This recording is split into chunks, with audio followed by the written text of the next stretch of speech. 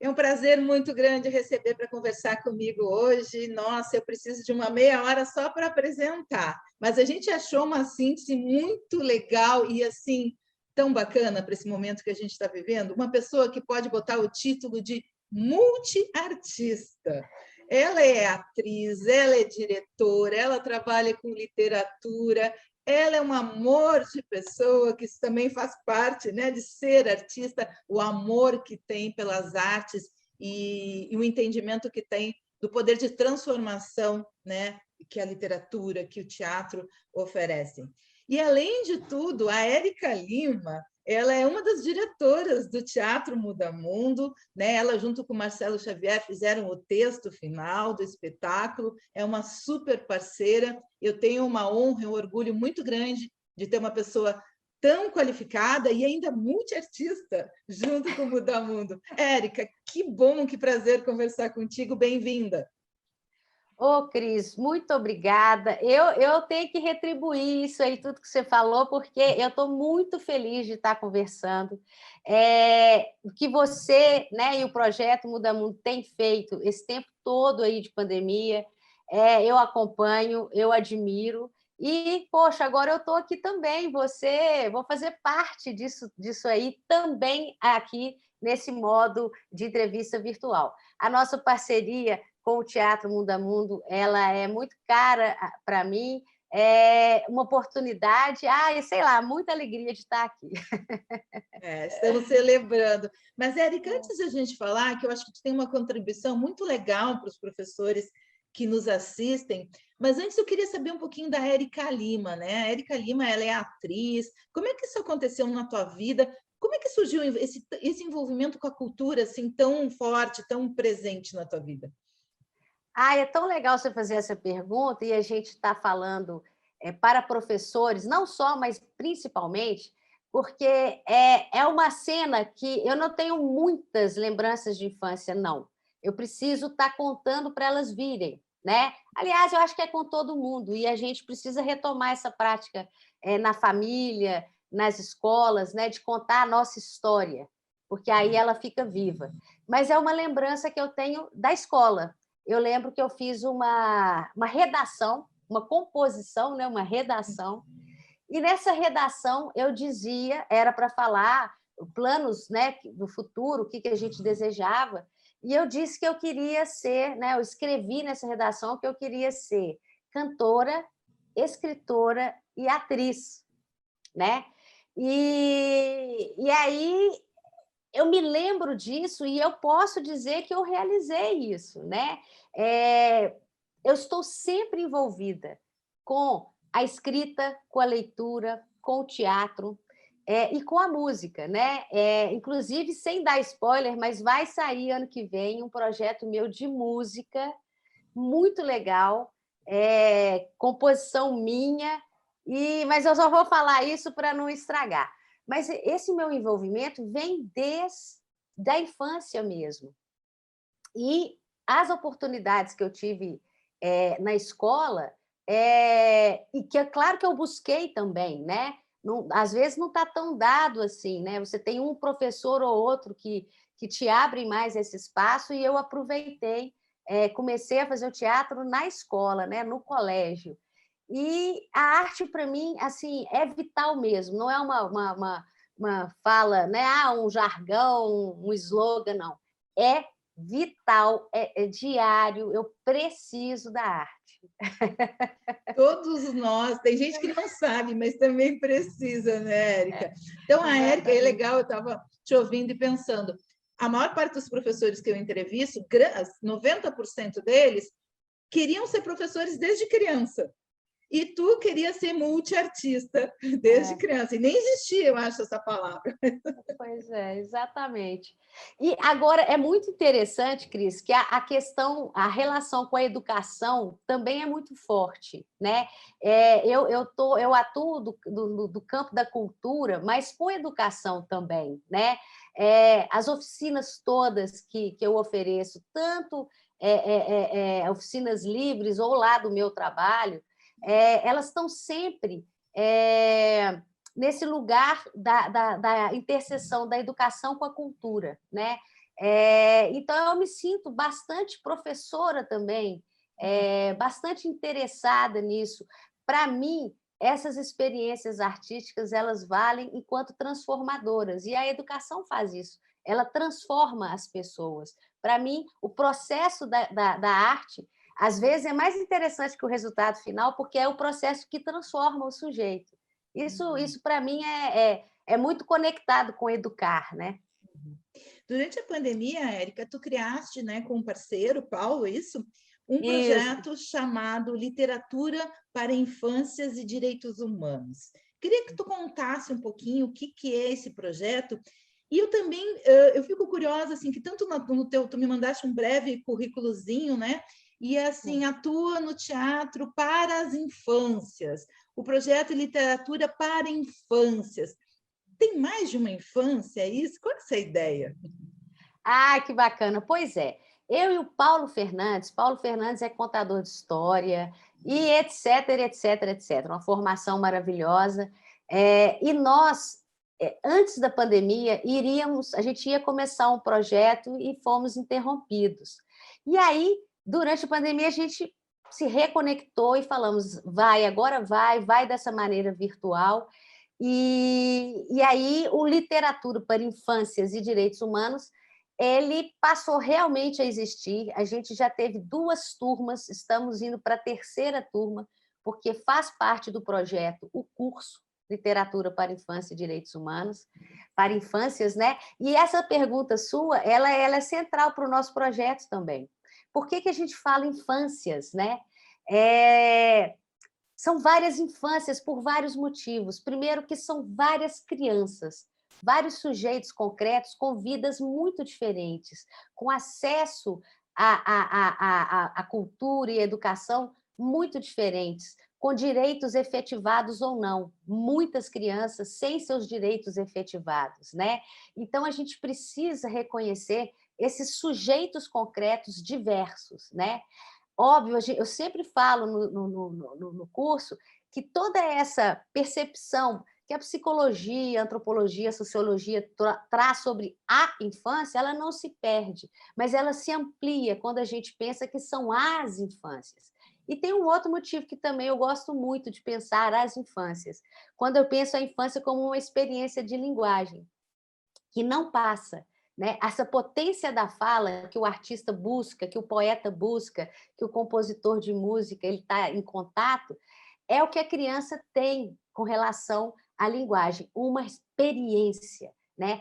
São palavras enigmáticas, é descoberto o tempo inteiro. E como experiência também são muitas infâncias, porque são muitas experiências em muitos sujeitos e muitas maneiras dessa infância nos mostrar o que é ser um ser de linguagem, né? Por isso que eu falo que a criança ela é poeta e ela é filósofa, porque ela está numa relação com a língua que o adulto vai começando a perder, vai ficando aquela chatice, e a criança não, né? Então, é muito importante pensar as infâncias. Eu acho muito legal essa ideia também de que a criança é, né? E não que a criança é um vir a ser, né? Ela já é uma potência, né? Valorizar e respeitar isso é muito bacana. Ô, Cris, isso é fundamental, sabe? A gente, né, por muito tempo, ou ainda, enfim, o enfant, ele era tomado como aquele que não fala. E a gente tem que pensar que não, que é aquele que tem a potência de fala. E essa potência de fala, ela permanece no adulto, apesar de, durante né, o seu adultecer aí, acha que a linguagem é só uma ferramenta para comunicar, para mandar, para fazer? Não, ela é experiência de ser humano. É muito marcante no ser humano ser um ser de linguagem. E a criança, ela já está vivendo isso. Ela é sujeito. E ela é um sujeito que está aprendendo muito mais do que eu e você agora vamos aprender para o resto da nossa, né, da nossa existência aí. É um sujeito muito potente, é um sujeito que realiza muito. Eu gosto de dar um exemplo, se você me permitir, eu falei até outro dia, de como que a criança é poeta, né? A gente estava numa reunião e tinha um cinzeiro, né, cheio de cinza, de bituca, de cigarro, e bateu um vento. E tinha uma criança perto, criança de 8 anos. Aí ela falou: "Oh, as migalhas do fogo". Poxa, isso é poesia. Com um negócio que é muito feio, que é fumar, né? Uhum. Fez Bem poesia, fedido. bem fedido. E aí ele falou: migalhas do fogo. Isso é poesia. Por que que ele fez? Ah, porque ele pensou, eu vou ser poeta? Não, é porque a relação desse sujeito potente com a linguagem é uma relação potente também, né? É uma relação surpreendente. E nesse sentido, eu acho que a infância faz muito bem para o adulto que lida com ela e que se permite voltar a esse lugar de experiência com a linguagem, né? Que a arte faz isso, proporciona isso, né? Por isso que você falou que todos precisamos da arte, todas, Uhum. todos e todos, né? E infelizmente a gente vai perdendo, né, essa poesia por uma série É. de razões, mas tu achas que o contato na infância com a arte, mantendo esse vínculo, é uma forma de a gente continuar poeta? Com certeza. Olha, o professor, a professora, ou o mediador de leitura, enfim, quem está lidando com a infância, tem que aproveitar para aprender com essa infância. É óbvio que nós vamos fazer o nosso papel de educador, de professor, de mediador, de oficineiro, mas a gente vai estar recebendo muito. Se a gente tiver essa percepção de que a criança, o que está acontecendo com a criança ali, quando ela é exposta à literatura, a teatro, quando ela cria, quando ela sai com aquelas frases fantásticas, que tem muito pai, muita mãe que anota, né? Tem livro lançado sobre isso, né? As Uhum. falas né, das crianças. Se a gente está aberto para perceber que isso é uma oportunidade para a gente também, né? Você está ali acompanhando aquela criança, dando acesso, sendo, né, esse mediador necessário, mas você também está se reconectando com. Quando a gente fala se reconectar com a sua criança, é nesse sentido. Às vezes tem gente que fala assim, ah, então eu vou ficar infantilizado. Não, é com a experiência de linguagem que a infância é. É uma experiência de se maravilhar com tudo que aparece, né? E que a gente, como você disse, vai perdendo, vai ficando sério, vai ficando objetivo, vai ficando um monte de coisa. E trabalhar com a infância é um privilégio, né? Uhum. E para as crianças é muito importante o contato com a arte. Eu estava eu e Paulo fomos convidados para falar numa turma da UENG, de educação infantil. E aí a gente estava falando exatamente da importância da literatura na educação infantil. E uma das perguntas foi como que elas estão estudando, né, alfabetização, letramento, e aí ficaram muito interessadas. E a literatura, como que ela afeta a alfabetização? E aí a gente teve um tempão para falar sobre isso, e foi aí que eu estou lendo a Emília Ferreiro, né, uma mulher maravilhosa, e aí eu acho que o que a Emília propõe de que a gente compreenda que a alfabetização ela não é um processo mecânico, né? De maneira alguma. Ficou-se muito tempo preocupado em qual a melhor maneira de alfabetizar, quer dizer, como que eu vou escolher o melhor método. E aí a Emília fala, parou, vamos prestar atenção no sujeito ali, como você disse, o sujeito que já é. Ele faz hipóteses, ele olha aquilo, o que é a escrita, o que é isso, né? A criança ela tenta resolver, ela faz hipóteses, ela erra, né? E é quando ela Uhum. erra que ela é mais poeta ainda, né? Ela faz, ela pratica, ela tenta, ela se joga. Então, o que a gente faz aqui na literatura? É isso, é se jogar na linguagem da maneira mais divertida, mais poética, mais produtiva. Isso vai impactar na alfabetização, porque a alfabetização já começou, gente.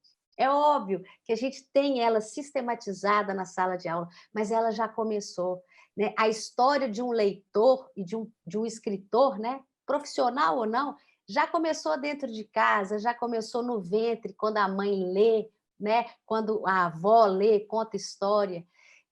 Então, assim, é benéfico para todos, para o professor e para a criança, esse momento de arte, de literatura.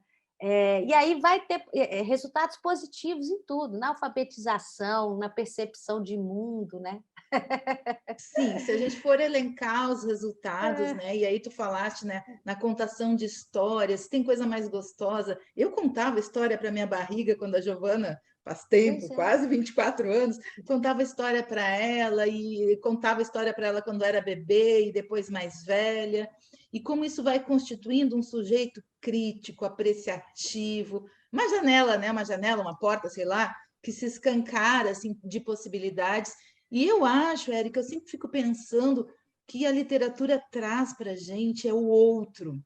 E num momento tão desafiador, tão individualista nessa sociedade, né, mega consumista, mega individualista, a importância que literatura tem no sentido de nos sinalizar que nós não somos o umbigo do mundo, que há outros, que há outras culturas, que há diversidade, e poder trabalhar isso desde pequenininho, às vezes a gente acha, não, isso é um tema para depois. Não, é um tema para sempre, né?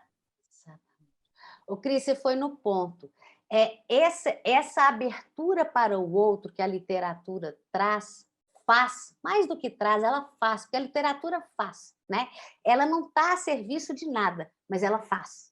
Ela te transforma, né? Ela te abre, ela te faz perceber o que você disse aí. Não sou só eu não sou o sujeito correto. Existem várias formas de ser, várias formas de existir. E como você disse, isso não são temas para a gente esperar para trabalhar com a criança, não. É desde antes dela nascer, desde quando ela está sendo desejada. Porque se eu estou me preparando como cidadã para encarar essas questões, quando a minha filha, meu filho vier, eu vou estar trazendo isso, né? E aí é o ponto central do nosso curso, né? Literatura para Infâncias e Direitos Humanos. Por que a gente chama quer relacionar esses temas? Ora, existe uma maneira teórica já consolidada de chamar certos temas que aparecem na literatura para as infâncias de temas delicados. E é bacana, eles são realmente. Mas eu e o Paulo, a gente dá o nome mesmo, que é assuntos de direitos humanos. Nós estamos falando de direitos humanos. Quando a gente pega aqui um Coisa de Menina, né?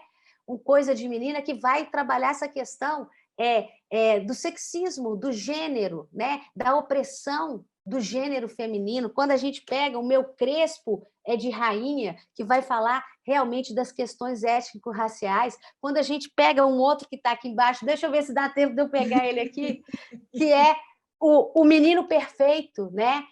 Quando a gente vai trabalhar essa questão de gênero em todos os seus espectros, o LGBTQIA+, não temos que esperar para construir com a criança uma percepção da alteridade do outro, do respeito, da abertura. Gente, porque também, além de ser uma postura para o outro, afeta a criança, sabe lá o que ela está passando sozinha, calada ali, e de repente ela lê um Menino Perfeito e fala, ó, né? Ela lê um Coisa de Menina e fala, nossa, então é isso mesmo, né? Porque eu não estou interessada aqui em boneca, em casinha, mas estou me achando esquisita porque estão falando. Mas não é, eu estou certa em sentir, estou certa em querer. Então, são assuntos que não é para frente. Eu costumo dizer que a gente não tem. Quando eu falo a gente, eu não tenho filhos, né? Mas assim, os pais, as mães, às vezes ficam muito preocupados com certas questões, quando fala de gênero, quando fala de aceitação, quando fala de diversidade, mas às vezes não percebe, não tem medo de criar, às vezes, uma criança preconceituosa. Por que é mais tranquilo ficar nesse lugar? Que medo é esse? Né? O que está aí impedindo as pessoas de perceberem que essa diversidade ela é muito importante e é muito melhor estar nesse lugar do que no lugar do preconceito. O preconceito magoa e maltrata até quem é o preconceituoso, né? prende, é uma corrente, né? Então, poder se libertar, compartilhar essa libertação é desde sempre, né? Não precisa esperar. A criança, ela não é separada do mundo para daí poder ter contato, ela já tem. E o contato através da arte é o mediado, né? É o dionisíaco estético, ele é seguro, né? Nesse sentido de que você faz experiência e continua ali apoiado, acolhido, né? É o lugar de fazer experiência, é um dos lugares de fazer experiência mais acolhedores, né? E às vezes a gente vê pais e mães com medo e não tem medo de outras experiências aí que são muito mais arriscadas para a criança, né? Uhum. Ah, que lindo, Érica. Érica, fala um pouquinho do curso. Ele é voltado para o público em geral, para professores? Como é que funciona? Que eu fiquei curiosa, Então, quero fazer. oba! Próxima turma, então. Para professores, ele é voltado para professoras, professores, para mediadores de leitura, mas a gente acabou tendo nessas duas turmas, além desses e dessas profissionais, pessoas de outras áreas, né? Que estão, sabe, Cris, sentindo também essa necessidade de estar falando desses temas e mediado pela literatura, né? Uhum. O tempo inteiro é livro, gente. A gente vai ler as leis, sim, e vai descobrir que não é tão chato ler lei, que é importante a gente ler a Declaração Universal dos Direitos Humanos, é importante a gente ler a nossa Constituição, não estou falando para ler ela inteira, mas vamos lá na seção lá dos direitos e garantias fundamentais, vamos entender, né, como é que a gente vem de uma declaração universal que instaura uma nova ordem mundial que a gente se comprometeu. Lá em 1948, o Brasil é signatário principal, né? Lá desde o início. A gente está comprometido com essa nova ordem mundial. O que nós estamos fazendo? Né? Vamos continuar fazendo? Então, a gente vai ler as leis, sim. Lei Maria da Penha, Estatuto da Criança e do Adolescente, mas o tempo inteiro a gente vai contando história, vai lendo livros. Então, é para essa turma toda da educação e que atua na educação e na cultura, mas também a gente percebeu pessoas assim da arquitetura, da psiquiatria, de várias outras áreas interessadas. E tem sido muito legal. E a terceira turma a gente está preparando aí cada módulo, a gente foca em certos temas, mas sempre começa do inicinho da declaração, porque às vezes a pessoa não fez o módulo 1, vai fazer só o 2, ela não perde em nada, ela só vai realmente participar de um módulo que o foco vai ser, por exemplo, essa última turma foram os direitos e garantias fundamentais, a Lei Maria da Penha, etc. Então, assim, é um curso que está muito gostoso, está muito importante e vamos fazer, gente. Nós vamos depois colocar a legenda, né? O perfil no Instagram é literatura, sublinhado, para, sublinhado, infância, sublinhado DH, né? É a Ficou primeira, simples, é bem curtinho. É a bem principal, curtinho. principal forma de contato com vocês. Quando é que começa essa nova turma, Érica? Como é que as pessoas podem ter mais informações? Joia. Então, essa segunda turma terminou, deve ter duas, 3 semanas. E aí, gente, só avisar que a gente continua em contato, né? O contato não se desfaz, né? A gente tem o grupo da turma 1 no Zap, o grupo da turma 2. Claro que quem quer participar, todo mundo está querendo, isso é legal. E a gente continua mandando material. Então, essa turma, as aulas encerraram 2 ou 3 semanas. E o próximo grupo vai ser para o ano que vem, porque realmente, Tá. né, a gente já está terminando.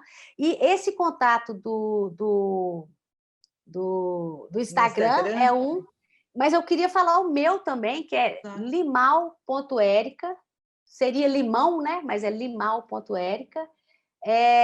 E talvez até o WhatsApp, o e-mail, não sei o que você achar mais interessante, mas esses 2 lugares aí de contato a gente responde também para quem interessar para a próxima turma, que é ano que vem.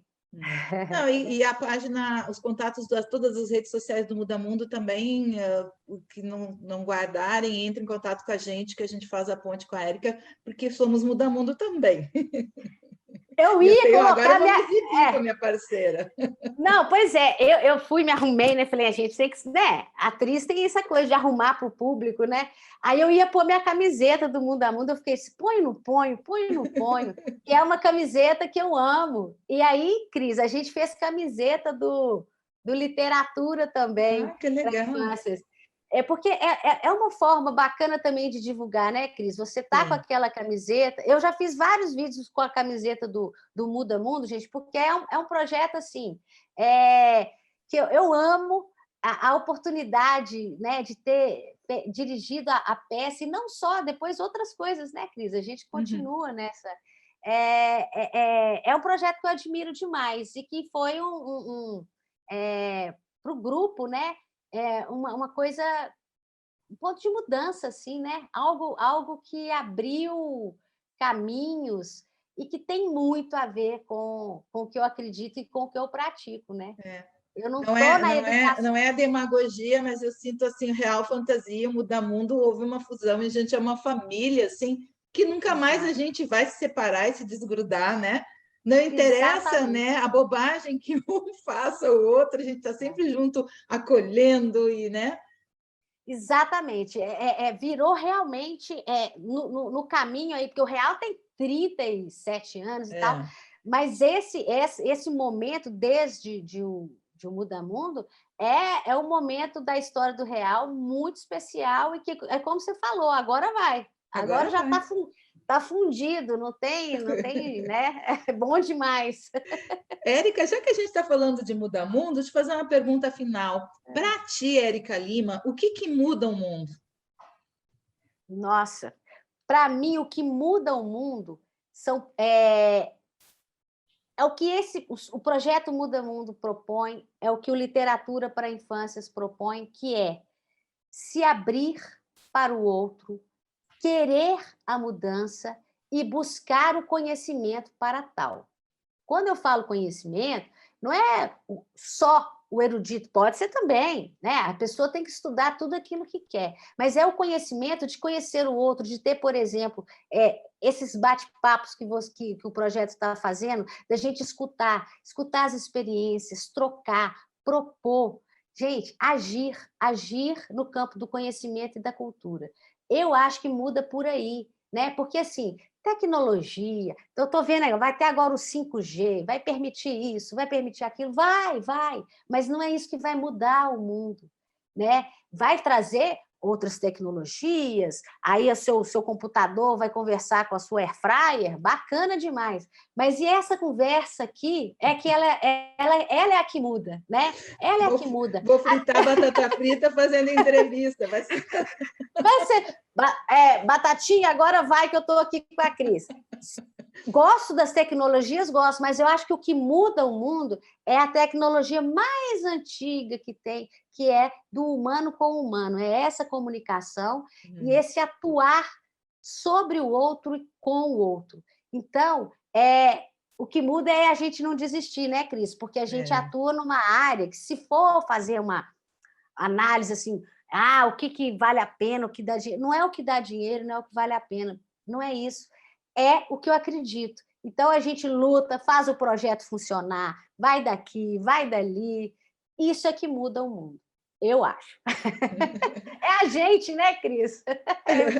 Érica, eu quero agradecer a tua participação, quero agradecer a tua alegria, e isso eu estendo ao Grupo Real Fantasia, porque se tem uma coisa que eles fazem comigo é eu me divertir, às vezes em momentos muito difíceis, muito desafiadores, como a gente vem passando, né? Quem trabalha com cultura não está fácil, mas a gente sempre dá uma boa risada, aí a vida É, fica muito mais legal. Obrigada é. por isso também. Eu acho que o sorriso muda o mundo, né? E o pessoal do Real é palhacento demais, né? É verdade. Eu sou Obrigada, meu amor. palhaça também, gente. Eu sou Eu sei. palhaça Ah, a também. gente nem falou disso, é verdade. Fica para uma É, próxima. fica para Na uma próxima, tu vem próxima. caracterizada. Beleza, combinado. Obrigada. Falou. Beijo.